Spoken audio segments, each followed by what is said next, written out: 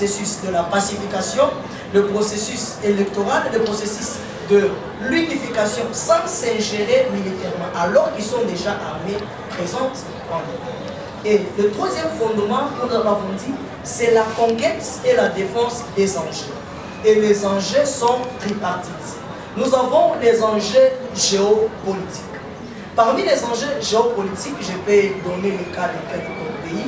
En ce qui concerne le cas du Qatar, cela entre dans un principe de sa politique étrangère qui consiste à multiplier les efforts en dehors de son territoire géographique pour avoir le poids sur la scène internationale ou pour se faire entendre sur la scène internationale.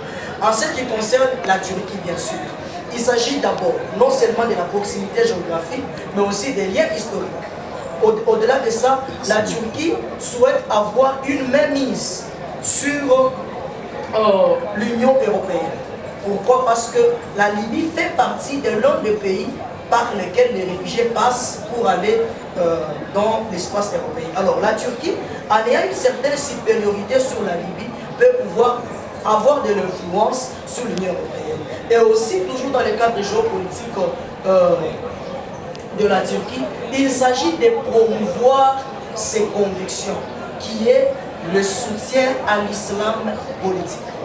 Et cette conviction l'oppose aux autres pays du monde arabe. C'est toujours dans l'enjeu géopolitique. L'Égypte, les Émirats arabes unis, l'Arabie saoudite et le Bahreïn, ces quatre pays sont contre l'islamisation de la politique, donc l'islam politique. C'est ce qui oppose ces quatre pays à la Turquie et qui pousse les quatre pays géopolitiquement à défendre cette idéologie aux côtés du gouvernement des Turcs. Et pour ce qui est des enjeux économiques, vous êtes sans ignorer que la Libye, c'est un pays qui a des gisements de pétrole. Le contrôle du pétrole et l'exportation du pétrole pour être un pays par lequel le pétrole peut passer pour aller dans une zone géographique bien déterminée, peut être l'enjeu géographique que soutiennent certains pays, notamment la Turquie. Et aussi, toujours dans le cadre économique, cela consiste dans le commerce et en pensant au développement pour la reconstruction de la Libye, notamment. La Turquie veut renouveler les anciens accords commerciaux signés sous le régime de Kadhafi dans les années 2000 et la Russie pense à la reconstruction de la Libye, notamment, et à l'exploitation de terres libyennes partant de l'expertise de sociétés multinationales russes qui se sont expérimentées dans l'exploitation du pétrole et partant de l'expertise des ingénieurs russes pour la reconstruction de la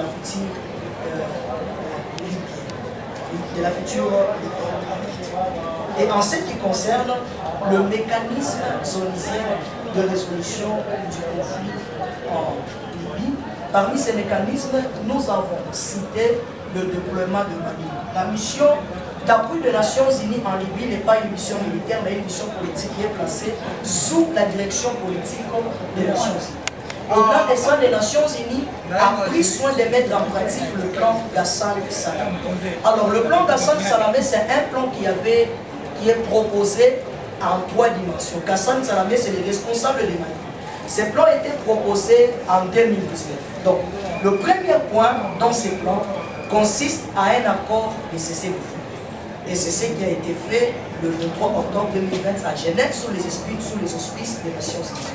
Le deuxième point consiste à l'embargo. L'embargo n'est rien d'autre qu'empêcher à la Libye d'exporter et de recevoir les armes et le matériel connexe. Et cet embargo, nous l'avons dit que est difficile. Nous avons plutôt expliqué que cet embargo est difficile à appliquer étant donné qu'il y a des États qui s'ingèrent militairement dans ces conflits. Et cet embargo, c'est la répétition de la résolution 1970 de 2011, depuis la première guerre civile libyenne, qui a été répétée dans la résolution 2009. Et le troisième point du plan Ghassan Salamé consiste à un forum interlibyen. Et ce forum interlibyen, la République fédérale d'Allemagne a pris l'initiative de soutenir le processus de la pacification de la Libye en organisant des conférences sur l'avenir de la Libye. Jusqu'alors, on n'en a connu que 2.